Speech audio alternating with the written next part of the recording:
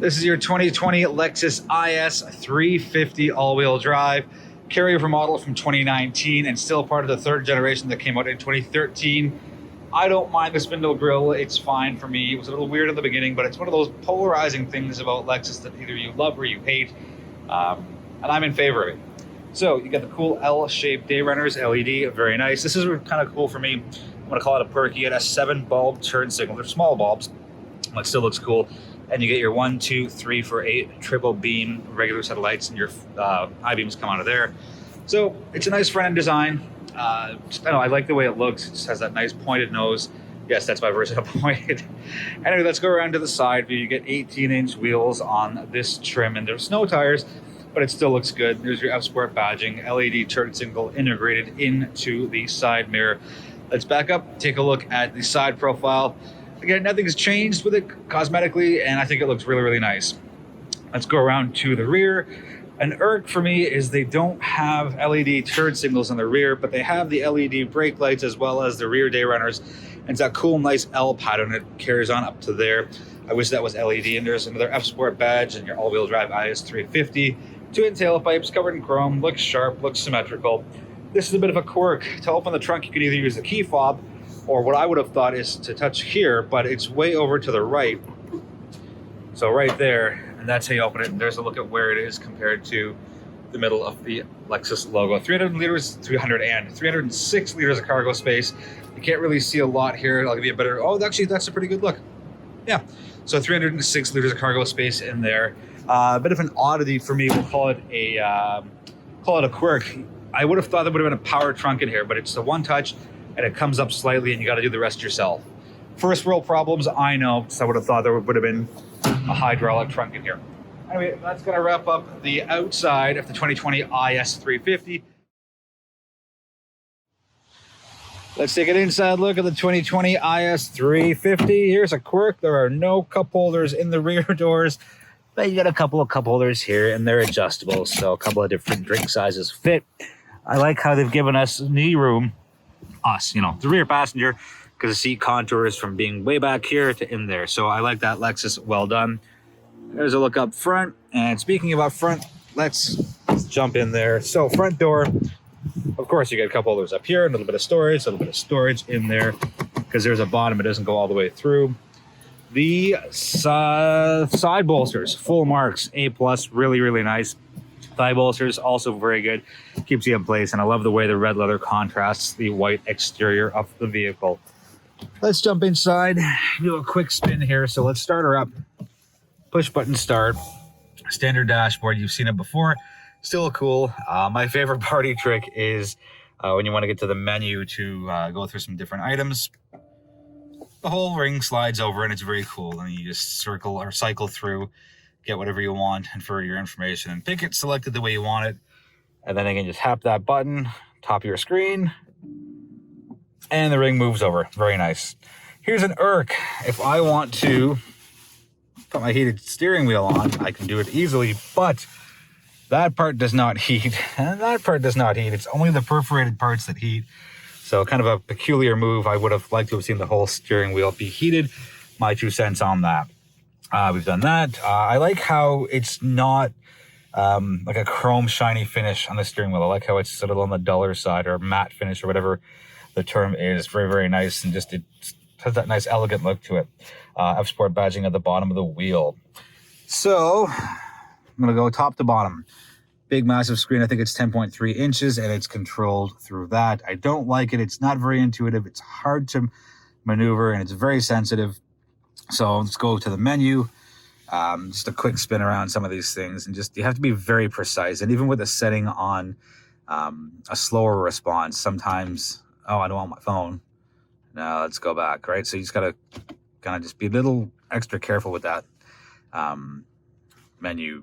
Sorry, I should have thought of this before. Anyways, and there's your info, and you kind of go through all your stuff. Just a little, it's not as user-friendly as I would have liked. And I had a 2017 version of this vehicle, and I didn't like it then. I'm not a big fan of it now. So hopefully 2021 sees an upgrade to it.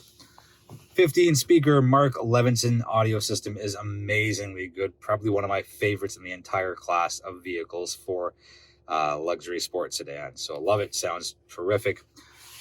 Old school HVAC. I love it. It's got all these nice hard touch buttons. I don't care for that blank, but yeah, that's just me. I don't even mind the slider aspect of it to go up and down. And if you want to be a little more sensitive, just tap the tops or tap the bottoms. And you got a CD player, and that's kind of a quirk in 2020. But hey, I have CDs, and maybe you do too. This is a quirk / irk for me. This is your gear shifter, obviously. And as we get a little more, or get rid of the glare, park, reverse, neutral, drive, manual. But it's just over, down, left, down, and then down again. And it's not a straight line up, right? So you got to kind of do that mini gate shifting thing. Drive modes, eco, normal, sport, and sport plus. And the ring changes a little bit when you go from normal to sport plus, and then you ring it back to the left, and that's how you get your eco mode. We'll talk about driving impressions when we get the car on the road. A couple of cup holders, and your USB and power source there. And there's a little bit of storage in your center console. Overall, I don't mind the interior. Again, I wish this was a little more intuitive. And didn't require such precision to operate and go through. But overall, I like the interior. The seats, to me, are the shining star because they're so comfortable. The steering wheel is really nice and thick between 10 o'clock and 7 o'clock on this side, and the same thing on that side. So really nice on the steering wheel design and feel. One other cool thing. As I quickly pan from top to middle-ish, the only piano black is here, and it doesn't even matter because I'm not touching it at all, except for right now. But like in normal driving conditions, you would never touch this. So thank you, Lexus, for not getting any extra fingerprints on the inside along this whole middle column. Well done. Sunroof, just a regular one, but it still opens and closes, tilts and slides. I'm going to show you the rear window, and there's a cool thing here where you push a button and a rear sunshade comes up. So I like that. Don't need to spend extra money on tinting. And yes, that's my red phone. And there's me.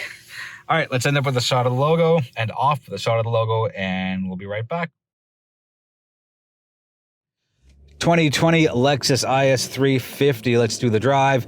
So underneath the hood, you have a 3.5 liter V6 through a 6-speed automatic with your paddle shifters, and your power figures are 311 horsepower, 280 pound-feet of torque. Again, carryover model from last year, and it's a pretty good engine. It's fairly quick. It's brisk. Not a lot of oversteer, not really all that much understeer. You point it, you put your foot down, and off you go. What's more impressive to me is the quietness and serenity that the cabin offers with this. It's just such a nice place to be, whether you're stuck in traffic, on the highway, on city roads, or wherever it is, and whatever your situation, or if you're doing a longer road trip, or you don't really have a lot of obstacles, you're kind of in the back roads of wherever it is that you live. The IS 350 does very well as far as being a very nice and quiet place to be. And the ride comfort is also very impressive. And I would take ride comfort with higher marks than performance goes, specifically for this vehicle. Yes, tons of power underneath the hood, but it's just so quiet and so comfortable, and it just eats up all the bumps and imperfections on the road. As far as safety goes, Lexus has their wonderful Lexus Safety System Plus, and what that gives you is you get your lane departure warning, your pre-collision system, your automatic high beams, as well as your radar cruise control. And I like that Lexus has just given us that nice suite of systems. I will list the other safety features listed or equipped with this specific vehicle on that side of the screen. As far as fuel economy goes, it's 66-liter tank.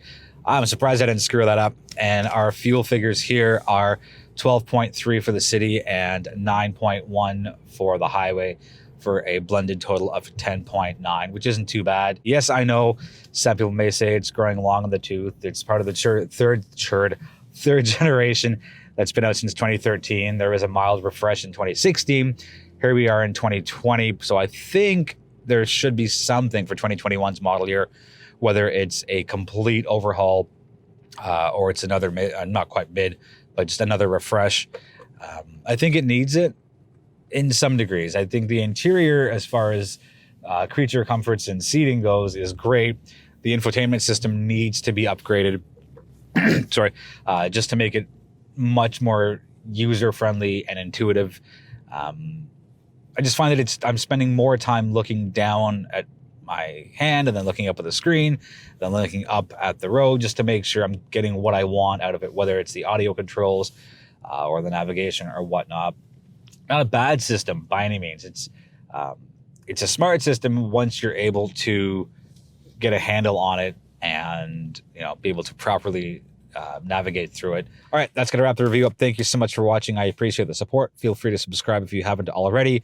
And did I say questions or comments? Yeah, questions or comments on this, let me know. And I'll be back soon and later with my next review.